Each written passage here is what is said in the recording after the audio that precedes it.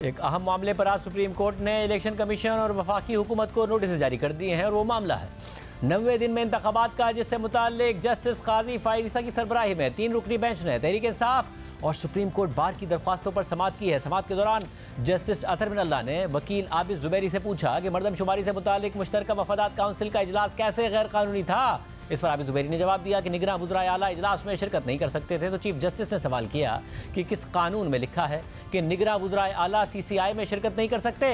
इस दौरान chief justice काजी फाइज ईसा ने आबिद जुबैरी से पूछा कि क्या आप 2017 की मरदमशुमारी की बुनियाद पर इंतखाबात चाहते हैं, हाँ या ना। तो जवाब में आबिद जुबैरी ने कहा कि इंतखाबात 90 दिनों में होने चाहिए, जिस पर जस्टिस काजी फाइज ईसा ने रिमार्क दिए कि आपको कोई ना कोई पोजीशन लेना होगी जुबैरी साहब, ऐसे नहीं चलेगा, हमें भी आइन पर चलना है और आपको भी। यहाँ हमारी या आपकी मर्जी नहीं चल सकती। और फिर जस्टिस अतर बिन अल्लाह ने रिमार्क देते हुए कहा कि अगर 90 दिन में इंतखाबात नहीं हुए तो आईनी शिक की खिलाफ वर्जी तो हो चुकी। 90 दिन कब पूरे हो रहे हैं? तो वकील आबिद जुबैरी ने जवाब दिया कि 3 नवंबर को 90 दिन पूरे हो जाएंगे। इस पर चीफ जस्टिस ने इस्तफसार किया कि अगर आज हम 90 दिनों में इंतखाबात का हुक्म दे दें तो क्या इंतखाबात हो सकते हैं? तो वकील आबिद जुबैरी ने जवाब दिया कि सुप्रीम कोर्ट आज हुक्म दे तो भी 3 नवंबर को इंतखाबात नहीं हो सकते। तो चीफ जस्टिस ने कहा कि फिर अपनी दरख्वास्त में तरामीम कर लें। सदर मुमलिकत ने इंतखाबात की तारीख नहीं दी तो हम क्या करें? क्या हम सदर मुमलिकत को तारीख ना देने पर नोटिस दे दें? इस पर आबिद जुबैरी ने कहा कि सदर मुमलिकत को इस्तिस्ना हासिल है। तो इस पर चीफ जस्टिस ने कहा कि सदर मुमलिकत के खिलाफ हम क्या कर सकते हैं?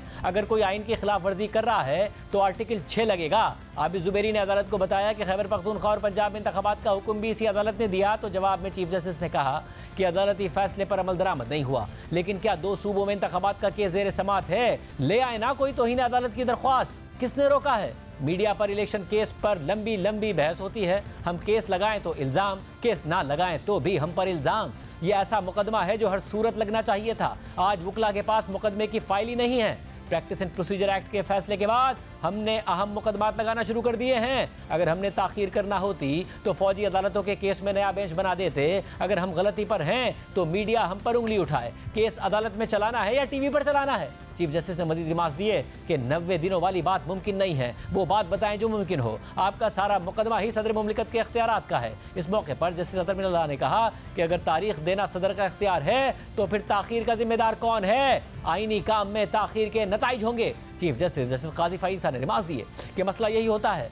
कि जब कोई आईनी इदारा काम ना करे और दूसरे पर डाल दे। चीफ जस्टिस ने वकील आबिद जुबैरी से पूछा कि इतना बता दें कि इंतखाबात की तारीख देना किसका इख्तियार है? तो आबिद जुबैरी ने जवाब दिया कि तरमीम के बाद इलेक्शन कमीशन के पास तारीख देने का इख्तियार है और आइन के मुताबिक सदर मुमलिकत ने तारीख देना होती है। तो इस पर चीफ जस्टिस ने कहा कि आप भी बात को घुमा रहे हैं। सदर के पास इख्तियार था तो तारीख उन्होंने क्यों नहीं दी? कोई तो जिम्मेदार है। क्या आप सदर मुमलिकत के खिलाफ कार्रवाई चाहते हैं? 90 दिनों में इंतखाबात कराने में ताख़ीर किसने की? इस पर आप उंगली नहीं उठाते। आप कह रहे हैं कि तारीख देने का इख्तियार सदर मुमलिकत का है। इसका मतलब है कि आप इलेक्शन एक्ट की सेक्शन 57 को चैलेंज नहीं कर रहे। अगर सिर्फ इंतखाबात की बात करें तो हम फैसला कर सकते हैं। अगर आप आईनी तशरीह की बात करेंगे तो हमें 5 रुकनी बेंच बनाना पड़ेगा। दुनिया के सारे मसाइल इस दरख्वास्त में ना लाएं। सिर्फ इंतखाबात की बात है तो हम अभी नोटिस कर देते हैं। चीफ जस्टिस ने कहा कि एक सवाल यह है कि इंतखाबात का ऐलान कौन कर सकता है। दूसरा सवाल यह है कि क्या इस वक्त 90 दिनों में इलेक्शन हो सकते हैं? इस पर तहरीक इंसाफ के वकील अली जफर ने कहा कि हमारा केस